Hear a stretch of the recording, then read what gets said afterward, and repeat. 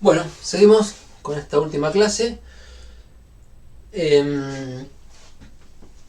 Dentro de los casos en los cuales se puede aplicar la dinámica de rotación, escribiendo que el momento angular es algo por omega, es momento de inercia por omega, dentro de esos casos especiales, querría poner un tercer caso.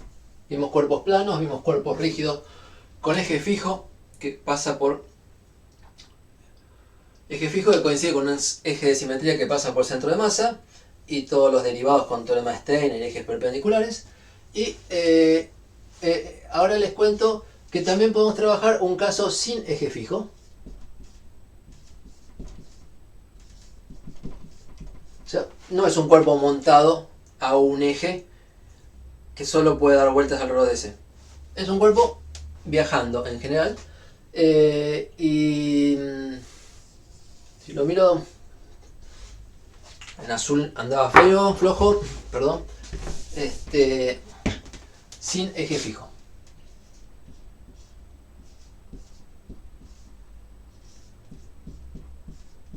Entonces, pienso en un disco, por ejemplo, o un cilindro visto desde arriba, tiene su centro de masa,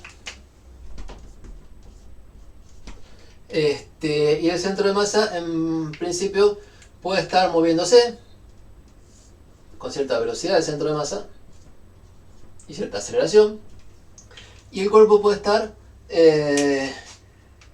cambiando de orientación, y eso se ve como que gira en torno a algún eje matemático, o sea, una recta. Instantáneamente, por lo menos, todo movimiento del cuerpo se ve como un cambio rígido, se ve como un cambio de posición, para el cual se detecta un eje. En realidad es una afirmación muy profunda. Todo movimiento infinitesimal de cambio de posición y caracteriza un eje instantáneo, sí, eje. Y entonces se puede ver como rotando con velocidad angular omega en torno a algún eje. Eso es general, pero ¿cuál es el caso sencillo que hacemos nosotros?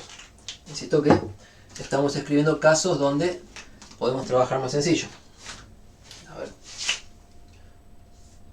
Entonces, imagínense que esto gira, o sea que hay un eje o una velocidad angular como vector. Hay una velocidad angular que es un vector, la dirección del vector sería el eje de rotación y apuntando hacia afuera es esto girando así. Bueno, ¿en qué caso podemos trabajar con esto? Caso especial.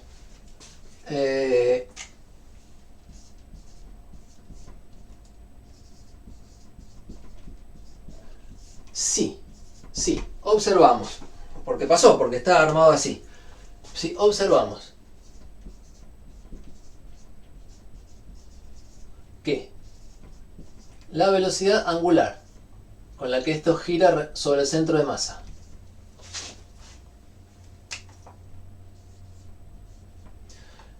mantiene su dirección. Entonces, a ver,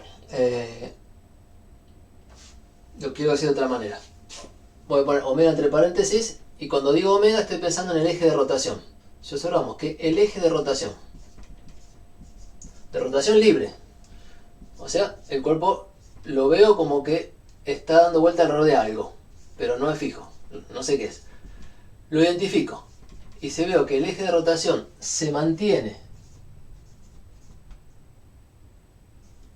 su dirección, o sea, se mantiene paralelo a alguna recta fija. ¿Fija dónde? Fija el sistema inercial.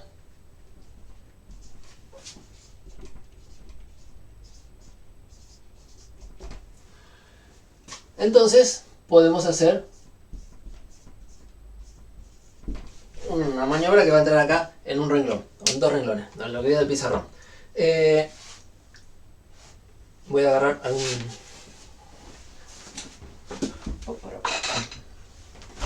Permiso.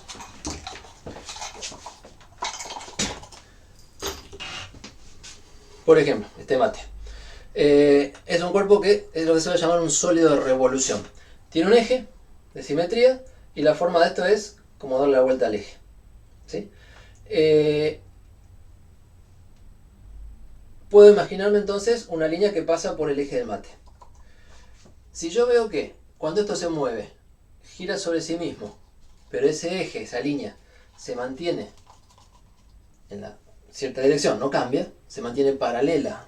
O sea, empezó con un eje y se mantiene con el mismo eje, o un eje paralelo al original. A ver, mejor. Hay un eje de simetría, línea matemática, punterita que pasa por la mitad del mate. Miro en un momento y esa línea, bueno, tiene cierta dirección en el espacio. Veo que esto se mueve, el centro de masa se mueve, se corrió para allá. Pero además veo que gira sobre sí mismo. Ahora, el eje de rotación que le veo coincide con el eje de simetría y se mantiene paralelo a la posición original. O sea, esto no hace así. Hace solamente así. Ese es el caso especial. Si veo que mientras se traslada y rota, identifico un eje de rotación que se mantiene siempre en la misma dirección, y además coincide con el eje de simetría que yo sabía trabajar desde antes, puedo avanzar con la resolución de algún problema. Entonces, la situación es, si observamos que, a ver si lo redacto mejor, la velocidad angular o el eje de rotación, acá voy a aprovechar el lugar, coincide con un eje de simetría. Una palabrita más, se suele llamar eje principal de un cuerpo rígido a un eje,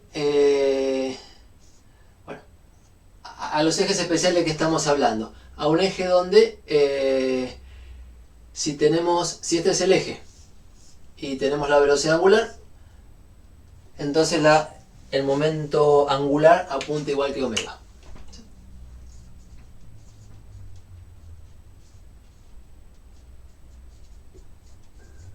Todo lo que estamos haciendo, que si hay un eje, hay un momento angular que se escribe como algo por omega, que apuntan igual, se dice que esos ejes que estamos hablando son ejes principales. Y en particular el eje de simetría, que trabajamos al principio de la clase, es un eje principal. Entonces, por ahí la forma más corta de decirlo es si observamos que el eje de rotación coincide con un eje principal.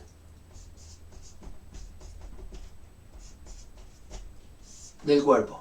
Y se mantiene paralelo a una recta fija en el sistema inercial, entonces vamos a poder trabajar de la siguiente manera. Esto se mueve, acá lo dejé como que el eje es perpendicular al pizarrón, se mueve y gira, como si fuera entonces este mate haciendo así. Lo miro desde afuera, o sea, lo miro desde un sistema inercial. Lo miro desde un punto O y sabemos que podemos descomponer el momento angular, este azul debe estar bien, respecto al punto O como la parte orbital m por r del centro de masa por velocidad del centro de masa más el momento angular interno respecto al centro de masa. Eso fue teoría general, eso lo usamos hace un ratito. Tenemos esto. Y entonces, ¿qué sabemos de la dinámica de LO? Bueno, la derivada de LO respecto del tiempo va a tener que ver con la derivada de este término y la derivada de este término. La derivada de este término va a tener que ver con la aceleración lineal, o sea, la traslación del sistema. Y la derivada de este término, por suerte, y porque tuvimos el cuidado de hacerlo, está bajo control. ¿Por qué? Uno sabe que la derivada del momento angular de un sistema calculado respecto a un centro de masa, respecto del tiempo, derivada respecto del tiempo, es igual a la suma de los torques de fuerzas externas respecto del centro de masa. Insisto que esto no es trivial, porque esto lo probamos aunque el centro de masa no sea un sistema inercial. O sea, esté acelerado.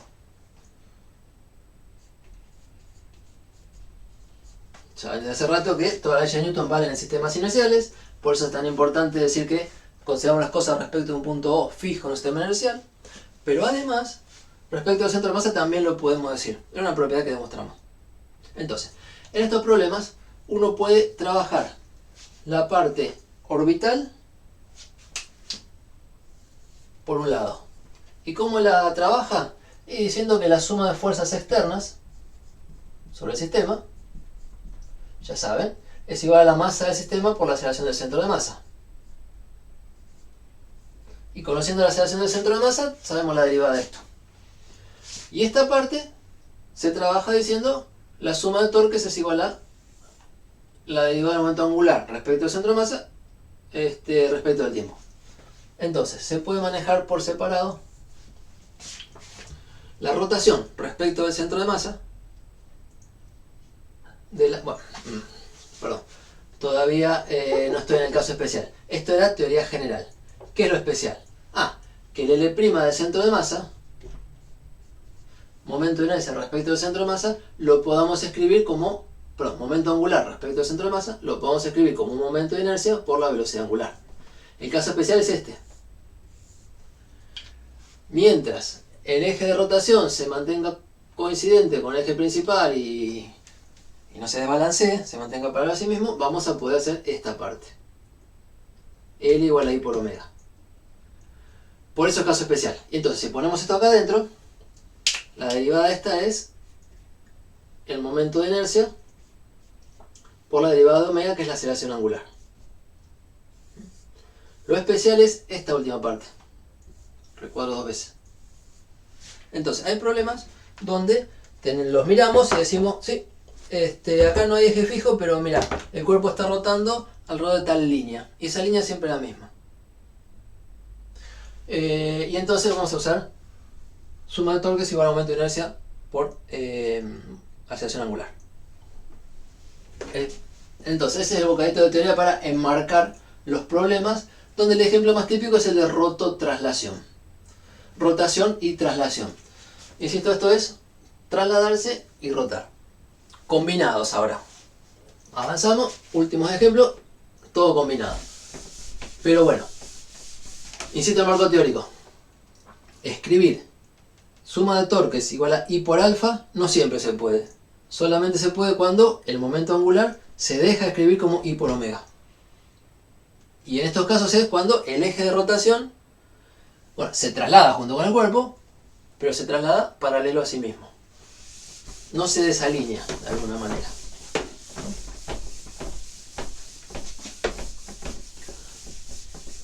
Y cuando digo no se desalinea, se mantiene balanceado, es el lenguaje de mecánica de una rueda de auto, que hay que llevarla a alinear, para que la pongan bien sobre el eje. Y hay que llevarla a balancear, porque si se gasta la goma, tengo que poner un poquito de plomo en un borde para que tenga más masa de un lado que del otro. Todo eso es buscar situaciones donde el momento angular se puede escribir como I por omega, y entonces las cosas andan suavecitas. Si la cosa está desbalanceada, hay mucha más teoría para hacer. Es importante que sepamos hacer lo que aprendemos y también sepamos lo que no llegamos a hacer y que queda para otra materia. Entonces, el ejemplo de aplicación, y ahora sí lo cuento tipo de ejemplo, con esa teoría. El más interesante me parece, ahí en la práctica, suele estar en los parciales, es el de rodadura sin deslizamiento.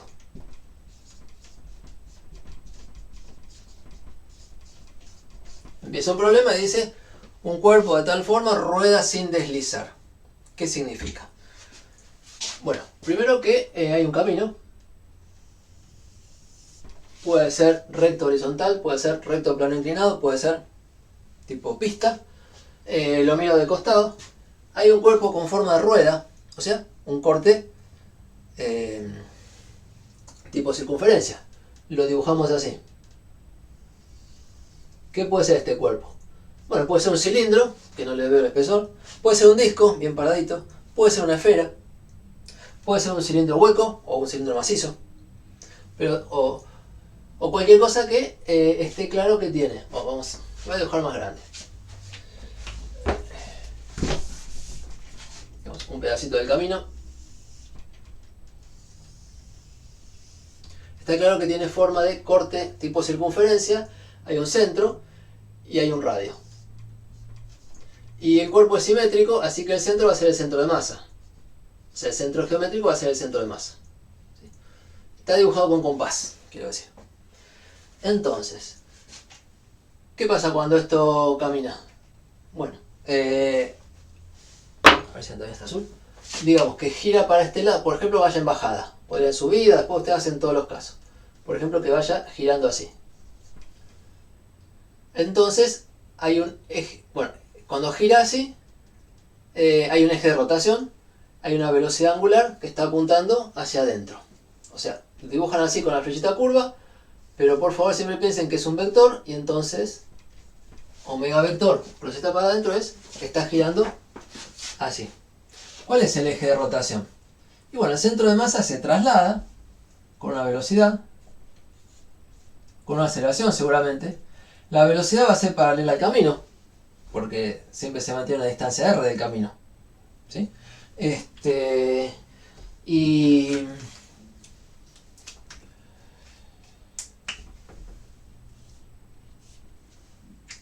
perdón, entonces tiene traslación, hay traslación del centro de masa, porque está viajando el centro de masa, porque tiene velocidad distinta de cero, y hay rotación alrededor del centro de masa.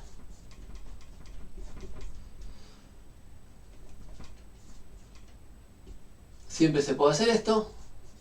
Alrededor del centro de masa lo tengo que decir con más cuidado. Alrededor de un eje que pasa por el centro de masa y que se mantiene perpendicular al pizarrón. Yo esto no lo puedo, no es una rueda así inclinada que me va haciendo una vueltita. Es algo que va derecho. Si va derecho, se puede mantener el plano, el dibujo, y el eje de rotación es siempre el mismo, siempre perpendicular al eje, al pizarrón. Entonces vamos a poner por acá arriba. Eje de rotación perpendicular al plano que estoy dibujando, al pizarrón. Y eso me garantiza que la dirección del eje del pizarrón es siempre la misma, que la dirección del eje de rotación es siempre la misma. Si se mantiene la dirección del eje de rotación, entonces podemos hacer la teoría que acabo de borrar recién. ¿Qué podemos decir? Que la suma de... vamos a poner por este lado. Que la suma de fuerzas externas sobre todas las fuerzas que haya, es igual a la masa del cuerpo por la aceleración del centro de masa, y que la suma de torques externos respecto del centro de masa es igual al momento de inercia respecto del eje que pasa por el centro de masa por la aceleración angular. Y esto tiene una sola componente útil. Entonces, eso anda en general si uno se convence de que este eje se mantiene paralelo a sí mismo. Pero además, esta palabra sin deslizamiento dice otra cosa. Dicen que este punto de contacto no se está moviendo. O sea, cuando esto avanza, ¿qué pasa con este punto? Llegó a apoyarse, se detiene y después arranca de vuelta para arriba. Si uno arrastra este punto, viene, se apoya, se frena en ese momento, o sea, en un determinado tiempo, este punto está quieto y después sale para arriba.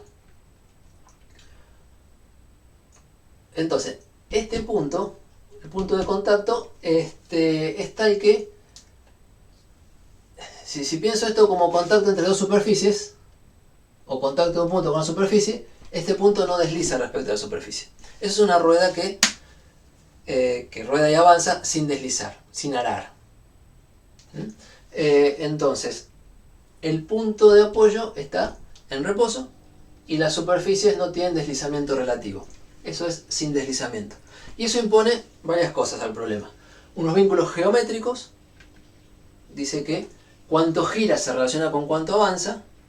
Y además el hecho de que en este lugar la fuerza de contacto, que se descompone como siempre, normal y fuerza de roce, tiene una parte de roce estático. El hecho de que no deslicen entre sí dice que las fuerzas que hay ahí de roce son estáticas. Entonces, las características de la rodadura sin deslizamiento son punto de apoyo con velocidad cero en el momento en que lo dibujo ahí. Después, este punto seguirá el borde. Y fuerzas de roce estáticas.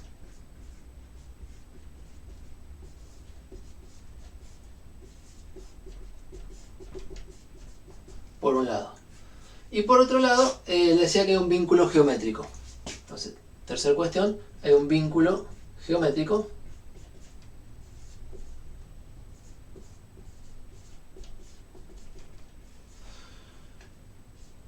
que es el siguiente, que dice que cuánto se gira tiene que ver con cuánto se avanza. Imagínense que cuando la rueda da una vuelta completa sobre sí misma, es como que toda la longitud de la circunferencia, 2pi por el radio, se fue apoyando y entonces el punto de apoyo se cambió 2pi por r. O sea, una vuelta, una revolución corresponde a 2pi por r de avance. El vínculo geométrico es que una revolución, cuando hablamos de rotación, corresponde con una distancia recorrida, me da ganas de decirle delta x, vamos a poner delta x, 2pi por r. Con lo cual yo llamé x a esta dirección. Y si es una pista curva, en lugar de delta x será longitud recorrida o distancia recorrida a lo largo de la curva. Entonces hay un vínculo. Y ese vínculo dice que la velocidad angular está relacionada con la velocidad del centro de masa y que la aceleración angular está relacionada con la aceleración del centro de masa. Esto sería en una vuelta entera para dar una idea, pero por esta más piola mirarlo en un diferencial de tiempo. Entonces, no le voy a hacerme este lugar para hacerlo como a mí me gusta. En un diferencial de tiempo, ¿qué pasa? Un diferencial de tiempo va a ser una distancia recorrida, diferencial de r del centro de masa, velocidad del centro de masa por tiempo. Diferencial de desplazamiento, velocidad por tiempo, del centro de masa que estoy mirando. Y además, respecto de este punto, que está quieto y que se lo suele llamar eje instantáneo,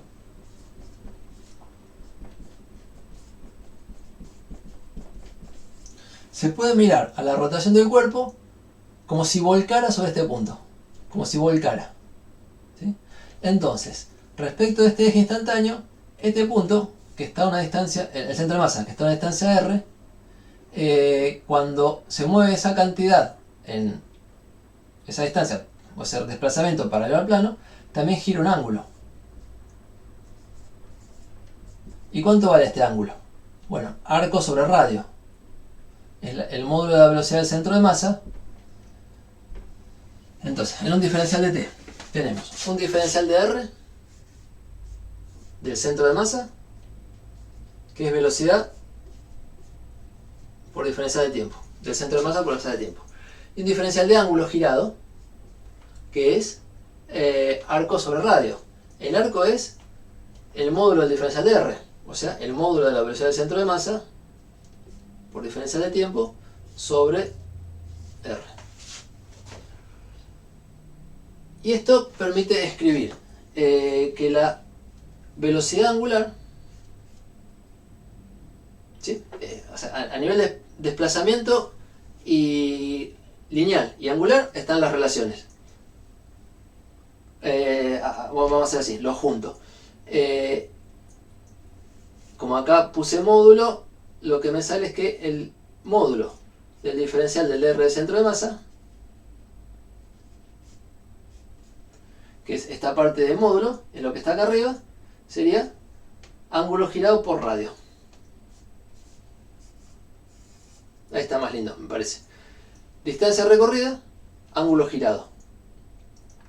Y si uno hace esto, hace el cociente con el diferencial de tiempo que tardó en hacer este movimiento, este dibujito, tenemos que la velocidad del centro de masa, el módulo, es igual a radio por el ángulo, por la velocidad angular. O sea, dividido por el diferencial de tiempo. velocidad lineal, velocidad angular.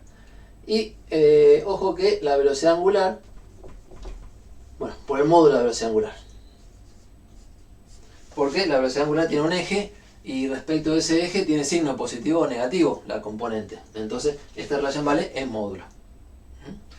Y si derivamos respecto del tiempo esto nuevamente, nos sale la relación entre las aceleraciones. La aceleración del centro de masa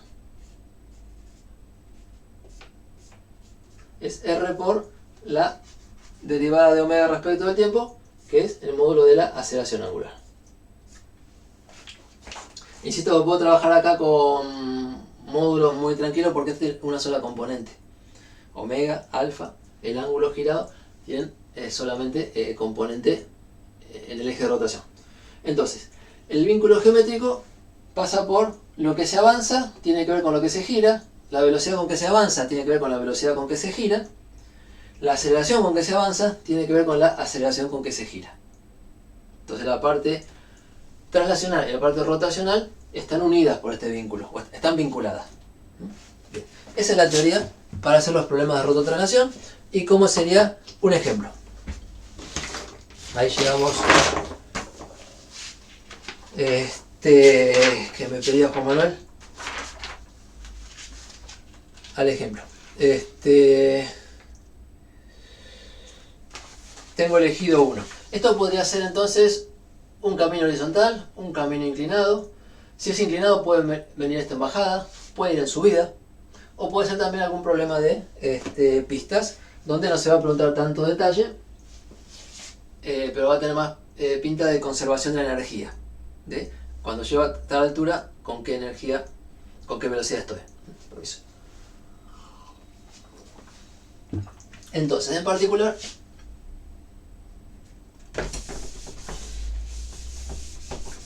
van todas estas consideraciones.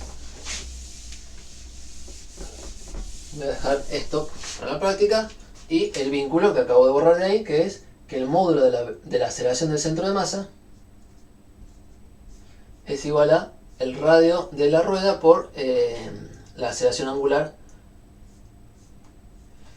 en módulo.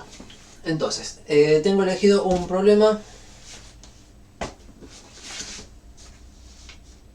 que está en la práctica. Espera, ¿cuál? Tengo el número. Ya lo van a encontrar. No me copié el número, no perdamos tiempo. Les cuento yo que hay un plano inclinado respecto al horizontal con un ángulo pi sobre 6, dato. Una esfera maciza de masa m y radio r, que al principio del problema está acá abajo, apoyada en la parte baja del plano, y está moviéndose con cierta velocidad inicial. Tenemos la velocidad del centro de masa inicial. Y está rodando sin deslizar. Como dice acá, rodar sin deslizamiento. Y entonces, cuando me dicen que está subiendo, resulta que tiene que estar girando. Y tiene que estar girando para este lado. Como flechita, como arco para este lado. Y como vector, un giro así es omega para adentro. Entonces lo puedo dibujar. Yo recomiendo hacer las dos cosas. Dibujarlo como un arco, que es muy visual para qué lado está girando. Y con la mano derecha, o sea, de la mano de esto, la velocidad angular está yendo hacia adentro. Y es ese dibujito el de vector velocidad angular. Bien. Y me dicen que esto rueda sin deslizar, que no lo tocan más, se lo dejan libre al apoyo y, y al peso. No hay zócana ni otra fuerza externa. Y bueno, esto sube y hacen preguntas de con qué aceleración sube y cuánto van las fuerzas que actúan, en particular la fuerza de roce. Entonces, cuando esto sube, me preguntan por la aceleración. La aceleración es la aceleración del centro de masa. Pongámosle vector, porque no va a trabajar con una componente, pero con esa componente armo un vector. La aceleración angular. Y la fuerza de roce, preguntan. Bueno, las fuerzas que actúan, que son las fuerzas de roce, ahora vamos a identificar. y la normal. Me adelanté porque no es el diagrama de fuerzas todavía y ya estoy hablando de las fuerzas. Bueno, ¿cómo se plantea esto? Lo echan ahí, tiene cierta velocidad inicial, eso va a ir subiendo. Se va a ir frenando eventualmente, tengo esa idea. ¿Cómo planteamos todo esto? Bueno, primero reconozcamos las fuerzas. Y en particular para los torques, cuáles son los puntos de aplicación de las fuerzas. Entonces, hagamos un diagrama de la rueda. Dibujemos la dirección del plano inclinado, ahí, puntadito. ¿Y qué fuerzas actúan? Bueno, como siempre actúa el peso. El peso se aplica en el centro de masa, o centro de gravedad que coincide con el centro de masa. Peso, ahí está, bien para abajo. Y por supuesto vale de masa por gravedad, como sabemos. ¿Y qué otras fuerzas hay? Bueno, fuerzas de contacto en este punto, del de apoyo de la rueda sobre el plano. Fuerza de contacto tendremos la normal, que hace el plano sobre la rueda, y la fuerza de roce, que hace el plano sobre la rueda. La fuerza de roce es estática, porque este punto no está deslizando. Fuerza de roce, vamos a poner por acá, estática. Que esto deslice o no deslice depende de muchas condiciones. Depende de que el piso sea más rugoso, de que haya buen coeficiente de roce. Entonces yo en este momento estoy encarando el problema suponiendo que realmente rueda sin deslizar. Ahora, si yo apoyo algo que viene con muchísima velocidad angular y no se va a enganchar enseguida, va a patinar.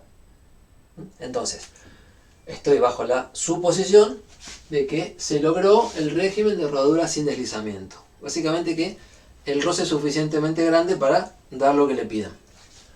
Entonces, va a ser roce estático. Y si es roce estático, recuerden que uno no sabe para qué lado va. No puedo decir se opone al movimiento. La frase correcta es se opone al deslizamiento relativo cuando el roce es cinético. Pero si el roce es estático, no se opone a nada. Entonces no sé para qué lado va. Puede ir para este lado o para este lado. Y una dificultad de estos problemas suele ser que a uno le pareció a ojo que iba para un lado y después hacen las cuentas y va para el otro lado. Se sorprende, pero acostúmbrense. Porque para dónde va la fuerza de roce sale de resolver el problema, no se sabe a priori. Entonces, esta fuerza de roce, si bien esto va para arriba, déjenme poner que la pongo, o sea, si bien esto va para arriba y uno podría pensar que la fuerza de roce va para abajo, no tiene nada que ver. Entonces la pongo para arriba, porque puedo. No sé si es así, pero cuando calcule me va a dar una componente positiva en este eje o negativa en este eje y ahí me entero, cuando calcule. Entonces la fuerza de roce estática la voy a dibujar ahí. Y esas son las tres fuerzas que hay en el problema. Entonces, ¿cómo se plantea suma de fuerzas igual a 0? Bueno, para la suma de fuerzas no importan los puntos de aplicación. Acá puse con cuidado dónde está aplicada cada una. Pero para la suma de fuerzas puedo hacer una síntesis de que tengo el peso hacia abajo, la fuerza de roce, ahí a pi sobre 6 respecto a horizontal, y la normal perpendicular a la fuerza de roce ahí. Y trabajar muy parecido a lo que hacía con una partícula. Vamos a poner ejes. Voy a poner,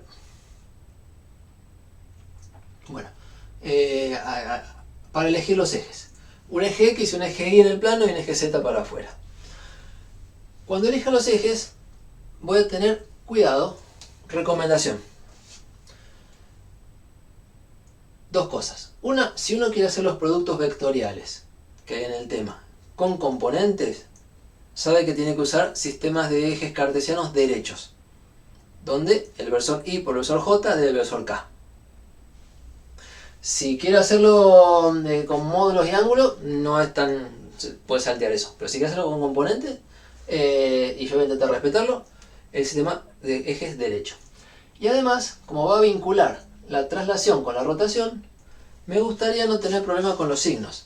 Acá hay una relación entre módulos, y estaría buenísimo si cuando la aceleración tiene componente positiva en cierto eje, la de centro de masa, el alfa tiene componente positiva en la convención que use. O sea, cuando esto es positivo esto también, y entonces voy a poner la relación sin módulo y listo.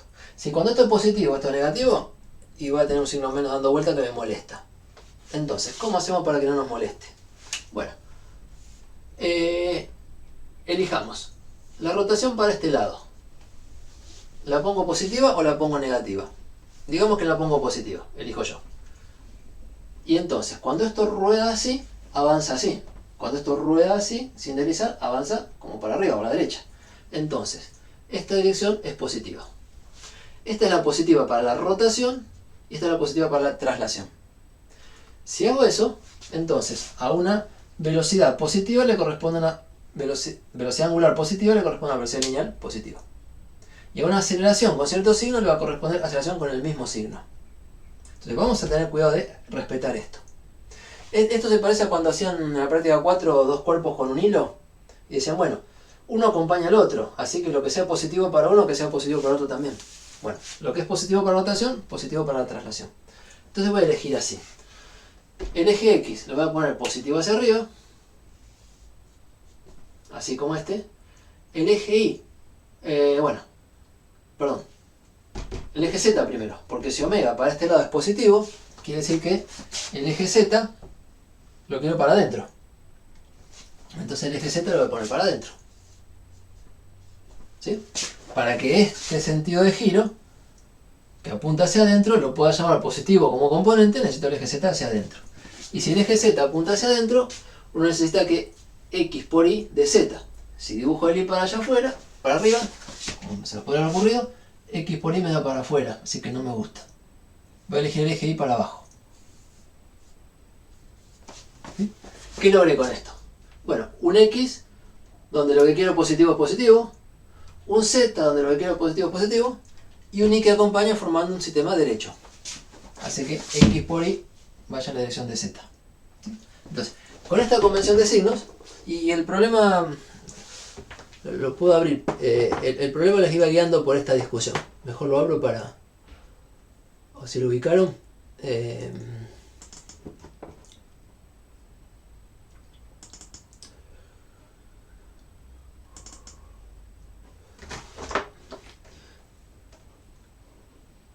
Este no es práctica 11.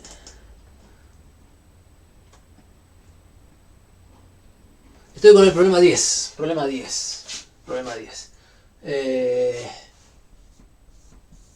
Entonces, cuenta todo esto que les conté. Y les da el radio de la esfera. Le da la velocidad inicial, como yo conté por acá.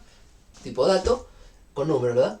Dice, eligiendo convenientemente un sistema de 3 ejes cartesianos, especifique el sentido de la velocidad angular y el sentido de la aceleración angular. Vamos. ¿Para dónde apunta entonces la velocidad angular? Cuando esto sube, para adentro. ¿Y para dónde apunta la velocidad del centro de masa? Para acá. ¿Qué pasa con las aceleraciones? Cuando esto suba, aunque sea ojo y por conservación de energía, va a ir más despacio. Cuando esté más alto va a ir más despacio. Entonces, la aceleración del centro de masa es tipo frenarse. Si esto se frena, la aceleración angular es frenar, esto se frena porque se ve como que la aceleración del centro de masa va en contra de la velocidad del centro de masa. Y a nivel angular, para que se frene, necesitamos que la aceleración angular vaya para allá, al revés que omega. Entonces, la aceleración del centro de masa, vamos a dibujar acá, seguro es así, tipo frenar. Y con esto va de la mano que la aceleración angular es así. O sea, como giro, se opone a la velocidad angular, frena. Entonces, si la aceleración angular es así, con la regla de la mano derecha es un vector que apunta hacia afuera. Alfa apunta hacia afuera. Esto es lo que me piden. Una que me dé cuenta para dónde apuntan las cosas, como vectores. Y otra que ponga ejes consistentes para poner el signo de cada componente. Entonces, para ver este dibujo no necesito los ejes, lo hago con la mano derecha. Para ver los signos necesito este dibujo primero. Entonces, con estos ejes, la velocidad angular, ¿qué signo tiene? Hacia adentro, la voy a poner positiva.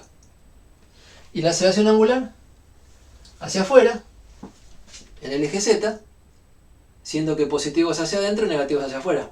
Alfa va a ser negativa. La componente Z de alfa va a ser negativa. Esa es la discusión que pide esta parte A. Bien, parte B, hacer un esquema de todas las fuerzas que están sobre la esfera, en el ascenso. Y dice entre paréntesis, tener en cuenta el sentido del vector aceleración angular para determinar el sentido de la fuerza de roce. ¿Cómo es ese juego? Bueno, es suma de fuerzas igual a masa por aceleración. Relaciones fuerza con aceleración. Pero antes de escribirlo, vamos a hacer un poquito de ojo. Vamos a hacerlo ojo. La aceleración tiene que ser para allá, si se va. Entiendo que se frena. La aceleración tiene que ser hacia allá. Y entonces el peso ayuda a la aceleración y la fuerza de roce, si la dibujo así, molesta. O sea, aporta para allá. Eso no me dice nada porque tengo una para acá y otra que no sé. Ahora miremos los torques. Y trabajemos respecto del centro de masa. Y esta es la parte nueva, ¿no? Entonces, veamos en detalle. ¿Cuál es el torque que hace la fuerza peso respecto al centro de masa? El peso está aplicado en el centro de masa, así que el torque es cero. Por la definición, 0 de posición del punto de aplicación por peso da 0. O sea que en esta sumatoria de torques el peso no aparece. La normal. ¿Cuál es el torque de la normal? Sería el R, bueno, el R minúscula pongo, de punto de aplicación de la normal, respecto del centro de masa que estoy calculando, por la normal. ¿Y cuál es el R de aplicación de la normal? El punto de aplicación es este. Entonces, el R de la normal, vamos a hacerlo por acá. Si acá está el centro de masa y acá está el punto de apoyo, el R de aplicación es así. Y la fuerza es así. O sea, forman un ángulo de 180 grados. Son antiparalelas. El seno de 180 grados es 0, así que este torque da 0. Se suele decir que si la línea de acción de la fuerza pasa por el eje, entonces el torque es 0. Y se da cuenta. Y el torque de la fuerza de roce, insisto, si no perdemos el hilo, estoy pensando en la suma de torques. Antes de hacer la suma, digo, hay 3 fuerzas y 3 torques. Bueno, el torque de la fuerza de roce, si está dibujada, si es así como la dibujé, tiene un R de aplicación acá y la fuerza de roce para allá. Entonces, prolongo esto, veo el ángulo de 90 grados y digo R por F hacia afuera. ¿Está bien? Si la fuerza es así, R por F me da hacia afuera. Si fuera hacia acá, y R por F me daría hacia adentro. Entonces, como es el único torque que hay, el signo de la suma de torque va a ser o el sentido de la suma de torque va a ser el torque este nada más. Y si tiene que coincidir con la aceleración angular, que ya sabemos que apunta para afuera, ¿cuál es la elección? ¿Para allá o para acá la fuerza de roce? Y esta es la buena elección, porque da el torque que es capaz de proveer una aceleración angular hacia afuera. Entonces, el torque de la fuerza de roce, que es el R de aplicación, por el valor de la fuerza de roce, por la fuerza de roce, nos casamos con este dibujo, nos comprometemos con este dibujo, porque espero haberlos convencido que queda bien, da un torque que provee una aceleración angular, que es la correcta, para que esto se frene.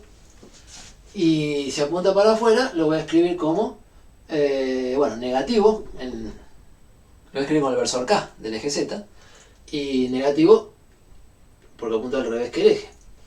¿Y cuál es el módulo? Radio, este módulo de esto, por módulo de la fuerza, por seno de 90 grados, es el radio de la rueda, por el valor de la fuerza de roce, con un signo menos en el versor K. Este menos dice, si caes hacia adentro, esto que estoy escribiendo es hacia afuera. Y el torque es hacia afuera cuando la fuerza de roce va para allá. Entonces lo que uno descubre mirando la rotación es que en este problema la fuerza de roce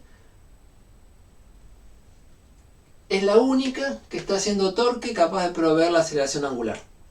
Así que si pesco para dónde apunta la aceleración angular, pesco para dónde tiene que ser ese torque. Esto se puede hacer como un análisis antes o no hacerlo y después trabajar a medio ciega con las ecuaciones, y si me sale lo que yo esperaba que sea positivo me sale negativo, significará que es al revés. No hay mayor problema. Pero está bueno este problema como nos lleva por analizar qué está pasando. Entonces, con todo esto analizado, vamos a pasar en limpio las ecuaciones útiles para contestar el problema. ¿Cuáles son? Bueno, suma de fuerzas igual a masa por aceleración, lo hago en los ejes X y Y. Entonces, sumatoria de fuerzas.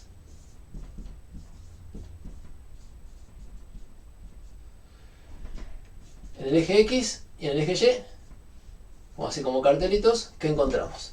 Bueno, en el eje X encuentro la fuerza de roce con signo más, menos la componente del peso, que es m por g por el seno de pi sobre 6.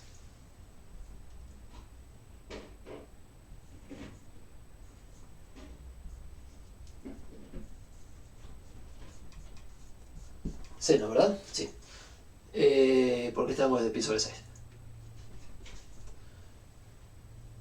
Y la normal nada, porque está en el eje Y. Entonces, esto tiene que ser igual en X, suma fuerzas en X, a la masa del cuerpo por la aceleración del centro de masa, entendiendo que la aceleración del centro de masa está en X nada más. ¿Y a cuál sería negativa? Porque ya hicimos el análisis. ¿Qué tenemos en el eje Y? En el eje Y tenemos la normal con signo menos, según esta convención, y la componente del peso, mg por coseno de pi sobre 6 con signo más. Puse m mayúscula, perdón.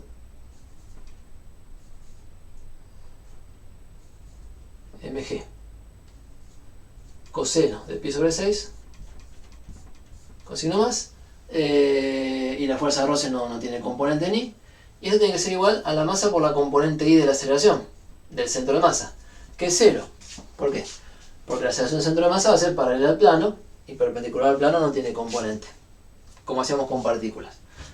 ¿Y qué pasa con la suma de torques?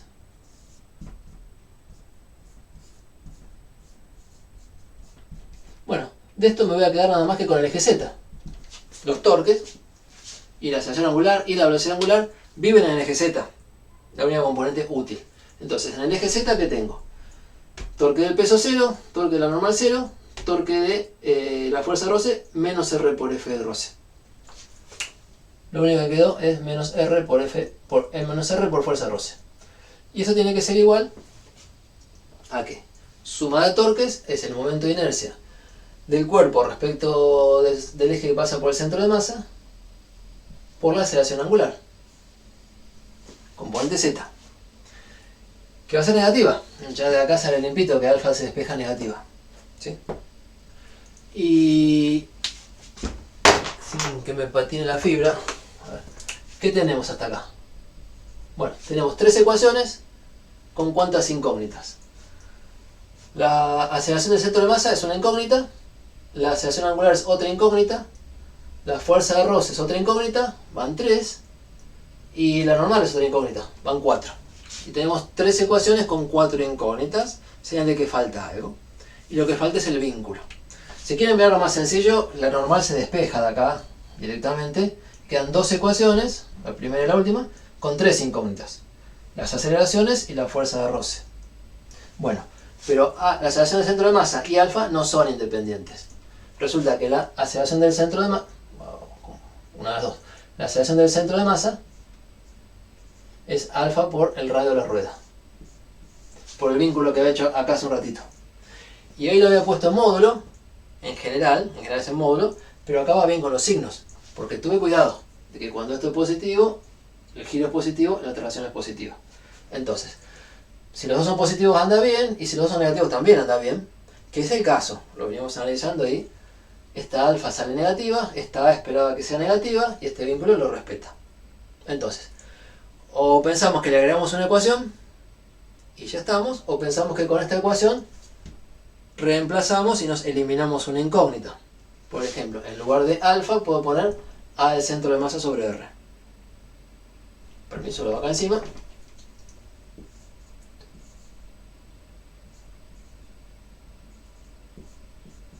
Y entonces el problema tiene, bueno, esta y esta son dos ecuaciones con dos incógnitas. La fuerza de roce y la aceleración del centro de masa. Eso sale. ¿Ok? Sale y lo tengo hecho por acá. Y vamos a caminar un poquito más.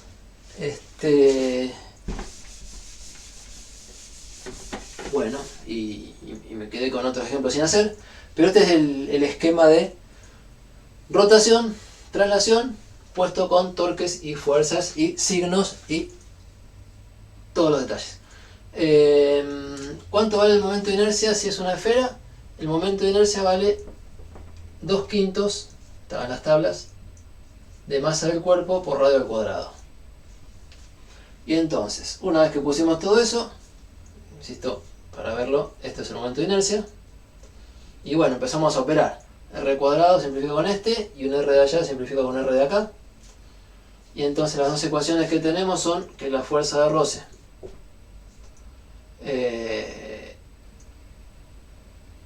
menos mg por el seno de pi sobre 6 es la masa por la aceleración del centro de masa, y que menos la fuerza de roce, quedó acá, es igual a 2/5 de la masa por la aceleración del centro de masa. Está listo para despejar de acá, meterlo acá o igualar y sacar la aceleración del centro de masa. Y les cuento lo que da. La aceleración del centro de masa, vamos a poner por acá, que yo preguntaba los resultados. La aceleración del centro de masa está dando 5 séptimos de la gravedad por el seno de pi sobre 6. Donde ustedes, si recuerdan, una partícula en un plano inclinado, la aceleración era gravedad por seno del ángulo. Y acá quedó multiplicado por 5 séptimos, por un número menor que 1. Esto tiene menos aceleración, o sea, se frena menos que si fuera una partícula sin roce. ¿Por qué se frena menos? Porque tiene más ganas de subir. Por la inercia rotacional. Porque esto, girando sobre sí mismo, se engancha con el piso, o sea, que no haya roce, que sí como que muerde el piso. Esto de girar empuja al piso para atrás y el piso empuja a la rueda para arriba, para adelante. Esta fuerza de roce es, si pensamos que la rueda girando empuja al piso para atrás, entonces el piso empuja la rueda para adelante y la ayuda a subir. La ayuda a subir quiere decir que se frena menos que si fuera una partícula sin rotación. Y por otro lado, no hay disipación. Si la fuerza de roce es estática, no hace trabajo. O sea, el punto de aplicación de la fuerza no tiene desplazamiento porque tiene velocidad cero. Entonces, si hacemos fuerza por diferencial de R, da cero porque no hay diferencial de R. Entonces, en estos problemas se conserva la energía mecánica. Las fuerzas que actúan son el peso, que es conservativo, la normal, que no hace trabajo porque el punto de apoyo no se desplaza. No es que es perpendicular, es que no se desplaza directamente. Y la fuerza de roce que tampoco hace trabajo porque el punto de apoyo no se desplaza. Entonces la variación de energía mecánica acá es cero. Eso se los comento de paso. Hay conservación de la energía. Y entonces, bueno, eso hace a la otra pregunta que me queda, cerrando el horario. Si uno quiere saber hasta dónde sube esto, va a plantearse que a cierta altura la energía cinética, la velocidad es cero. Y con el vínculo, como la velocidad, el vínculo dice que la velocidad del centro de masa es omega por R, bueno, cuando deja de moverse, cuando deja de trasladarse, deja de rotar. Entonces en algún momento no tiene energía cinética ni de traslación ni de rotación. Tiene solamente potencial, que se escribe como m por g por h del centro de masa. Y eso va a ser igual a la energía inicial, la altura que estaba y la energía cinética. Recuerdo, no llego a escribirlo, si ponemos energía cinética, tiene una parte de traslación, un medio de masa por velocidad del centro de masa al cuadrado, y una parte de rotación, un medio del momento de inercia por la velocidad angular al cuadrado. Momento de inercia respecto del centro de masa. Entonces, la otra parte de este problema es hablar de conservación de la energía. Bueno, y hasta ahí llegó. Y nos faltó un ejemplo de estática, pero bueno, se puede hacer en la práctica. Terminamos acá, en principio, los contenidos. Como les avisé, hoy este viernes es feriado. El lunes que viene estoy en el horario de clase haciendo consultas. Consultas y repaso. El parcial incluye todos los temas. Entonces están estos últimos que estarán peleando y está esta semana para repasar desde el principio. Algo de cinemática, algo de dinámica, algo de trabajo y energía, algo puede haber, no sé si entra todo, algo de movimiento oscilatorio, algo de sistemas de partículas y choques y algo de sistemas de partículas y momento angular. Bueno, hasta acá llegamos hoy. Me quedo conversando si les parece.